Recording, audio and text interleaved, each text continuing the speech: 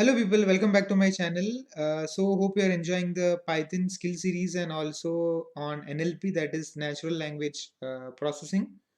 So in today's video, we'll be introducing or we'll be seeing a very new library, not a very new library, but I'll be introducing for the first time, that is the spaCy library. So this spaCy library is very much known for its high performance.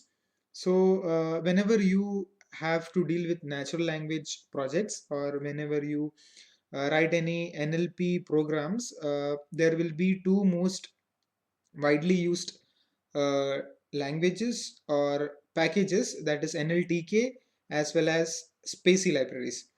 So in today's video, let's see how we can make use of this spaCy library for doing text summarization or document summarization.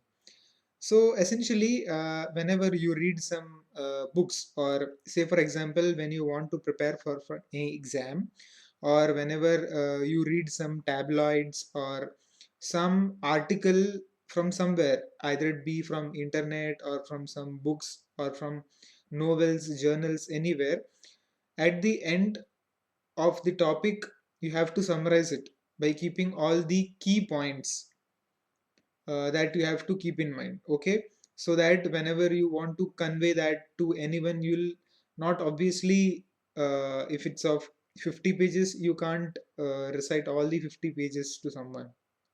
So there you have to do summarization or paraphrasing.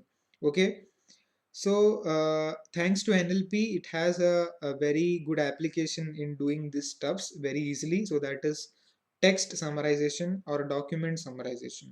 So let's see how we can do that thing. So for that, I'll be basically using this spaCy library. So in spaCy, you'll have something called as en stop words. So stop words are nothing but the unimportant words which are not essential for you to consider. Because in English language literature, whenever you speak or in the speaking communication, you have something called as fillers. So fillers are something like oh, or when you stop to take a continuity, that is natural fillers. Okay, that is appreciated. But whenever in document classification, where you have to create matrices and all, this doesn't comes into picture, or you have to remove these stuffs. Okay, so that is unessential. So those are nothing but stop words. And from string we'll be importing punctuation. So punctuation marks are also something which we do not require actually for text summarization, because in text it will be only text, nothing more than that. And then we'll have import warnings. And this is what my file is. So my file is about 5G technology. So that is the fifth generation wireless technology. So honestly, I have not read this thing, and I want NLP to summarize this thing and give it to me so that I can save my time upon. So I've got this from Wikipedia. So it is the basic outline of what the 5G technology is. And just there are a few paragraphs, and I just want to do the document summarization. So this is just a 4 KB or 2 KB file. So I'll just give it to open. So open, and I put it to F, and I'll just read it, and I'll create an object which is called as text. Now text contains all the information, that is the raw information, everything including punctuations and stop words. Okay, and if you want to see what are the stop words which are there in the English language, so that I'm printing into a list, and if I just run this,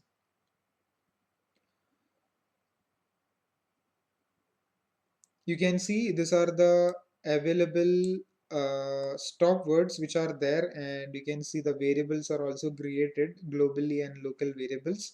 Okay, so mind you, this is not from the 5g.txt, that the input file, but it is inside, or this resides inside by default from the spaCy library. Okay, so these are the common things, common pre-processing things that you need to do whenever you do text summarization. You have to remove stop words. Okay. And then once you get the stop words, or once you identify or get to know what are the stop words and why it is not important for text summarization, next what you want to do is you want to load from the core web sm. That is actually this is from the English library for basic lemmatization and processing in order to construct meaningful grammars out of that. So you can basically write this. So actually, when you try to implement this first time, you'll get some errors because there are different versions before that which are deprecated. And one common way that I found to fix this is by using spaCy.cli download. And first you have to write this, and download is a one-time activity I have already done. Probably for you, if you have not done this before, for you then this you might have to do it for the first time. And then once you do that, you have to call the spaCy.load. So it will load all the core web sm from this particular thing, and it will pass to NLP. So NLP is one object. So I'll make a wrapper of this, or I'll call the NLP function and then pass the text, the raw text, and that will be my document. I mean the input. Okay. So now I want to print the tokens. So what are tokens? When we built the chatbot, we got to know the individual thing, that is each and everything, the literals, the punctuations, keywords, commas, everything. So I want to now get all the tokens which are there from this particular doc. So that is pretty straightforward. So I'll put this inside a list. So this is nothing but list comprehension. So uh, many of the places will be using list comprehension, particularly whenever we deal with NLP programs. Okay, so if I just go ahead and just run this, you can see these are the different tokens, or in fact the keywords which are present inside this. So now out of these keywords, what is essential to you, that will be dependent upon your use case. So I'll be doing a random activity just for my sake. I'll have a set of keywords. I'll put a threshold that I'll need only this much percentage of words for text summarization. Okay. So according to you, what is appropriate to you, you have to identify that, because there are some words like in, as you can see here. Then year, that is 2019 is a year. So and 2025, so years are most important.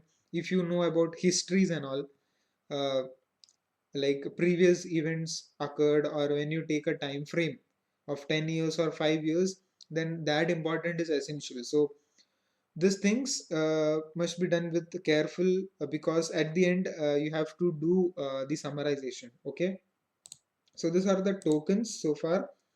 And if I just comment this, and you can also see what are the punctuations which are present inside this.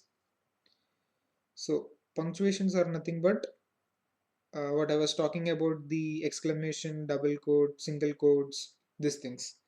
So actually, when we write a program, we basically use these punctuations to write programs, as you can see here. But when we do document summarizations, the other way around, we just discard this thing. Okay, so it works in that way.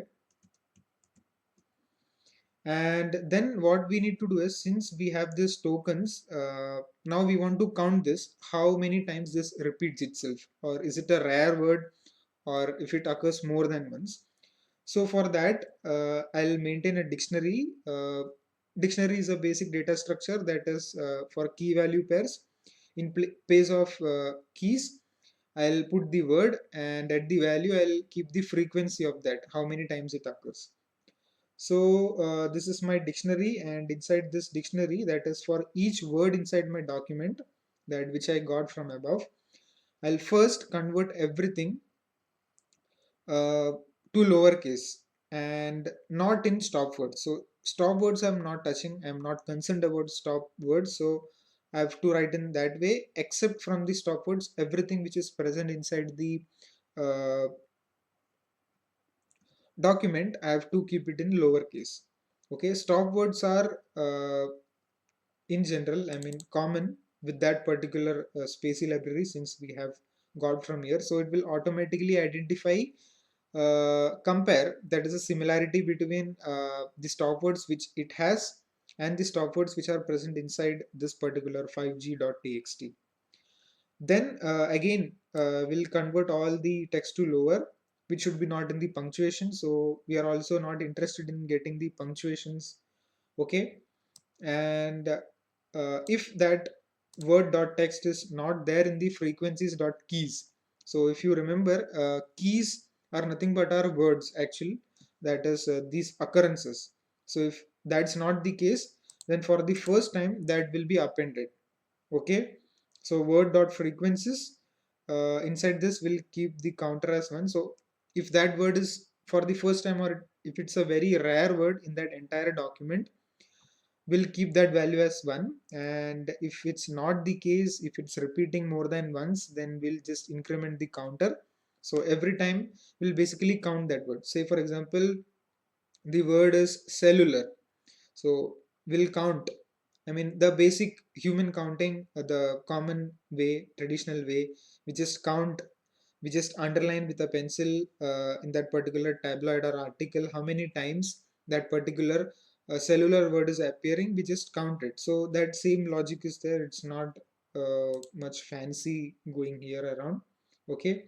So if that is the case, then I'll just run this, and you can see that it gave out a dictionary containing key value pairs for all the words which are there and their frequencies. So first word, you can see telecommunications, just one. So that means it's a very rare word. Then 5, from 5G, it is appearing 16 times. G, that is appearing 21 times. And probably, I believe I can bet this is the most highest frequency word, because that is an individual alphabet. Okay. So there is a more higher chance, or it's more likely that an individual alphabet can get more higher frequency than the entire word. Okay. So that is just a statistical analysis that we can do, but we'll not do any statistics here, just small document summarization. Okay. So once you do that, so we want to get the max frequency out of this. So I believe that this 21 with G should be the max frequency, and this is the thing, that is word frequencies dot values, that is the common dictionary methods: get keys, get values, get items, the same things. So I'll just run this, and you can see, yeah, that is 21, that is this particular value. Okay. So if till this it's clear, then we'll move ahead. So once we have all the words inside a dictionary, then we have to do normalization. So normalization is very essential, because each of the words will have different lengths, different sizes. Okay. So assume like we are doing some spam classification or like that. So we want to compare what makes it different from a normal email from a spam email. Obviously in spam there may be some extra characters, some extra sizes. Okay, so for that thing we essentially have to do normalization. So it is nothing but putting a value in the range of 0 to 1. So that is the basic thing. I'm sorry. So for each of the word in the word frequencies dot keys, we have something like this, that is each of the word from the word frequencies. Now word frequency is nothing but your list. Inside that list you'll have each of the words. So each of the words I'm dividing it by the maximum frequency. So the maximum value that it can get is 1, and minimum value it is 0. Okay. I mean, it can be in between 0 and 1, including 0 and 1. Okay. So if I just run this, yeah, you can see here, that is G, that is 1.0, because it was 21 divided by 21. Okay. And there are some other values which you can see here. So everything, it has been normalized to a scale of 0 to 1. Okay, so now it becomes easier for calculation. Okay, so now what we do is, so far we have dealt with the words. Now from words we have to construct the sentences. Okay, so that is the basic structuring. So similarly, how we did for words, we'll do that for sentences as well. So for each of the sentences in the document dot sends, so this is how it is accessed. Okay, so we'll print the sentence tokens. What are the sentence tokens? Uh, so this is how the sentence token is. So it's like the first paragraph, entire thing, second paragraph, third paragraph, and so on. So that entire thing, how many paragraphs were there, it just converted or put that into a list. Okay, now we want to remove from this list and we want to make a summarization. Okay, so we are doing everything in a step by step way. So now what we want to do is we want to count the scores of the sentences. Now for words we counted the frequencies. For sentences what we do is we count the scores, how many times it has appeared, or what is its scoring throughout the document. So for each of the sentence in the sentence tokens, so sentence tokens are, you can consider this big corpus or this big chunk of text. Okay, and for each word in that sentences. Okay, so the nesting, I hope you get. From sentence tokens, you consider one particular sentence, and for each word in that particular sentence you are converting everything to lowercase, and that thing we get from the frequencies dot keys that we got from above. That is this particular thing. Okay, so we are essentially interested in structuring. So first you have to get the words, and from words you'll actually get the sentences. Okay, and if that sentence is not there in the sentence dot stores dot keys, I mean it will append every time newly. So how that is done? That is done by using the word frequencies. So from words you actually build the sentences. So word frequencies, inside that you pass word dot text to lowercase. That is as simple as that. And if it's not that the case, then you append more and more words on that, but you'll convert everything to lowercase. So that is same thing, just this line of code, and with this it moreover resembles the same. Just for frequencies you have to count the number of times that particular word is occurring in that particular corpus. But for sentences, you have to append that thing, not count that thing. Okay, so that is the basic difference of sentence scores and word frequencies. So if I just print this, what we can observe is, it's like this. Okay, so the same thing, but it converted everything to lowercase. And in the original document you can make out like there were some special characters which I encountered, like this here. So this was some special characters that we want to eliminate.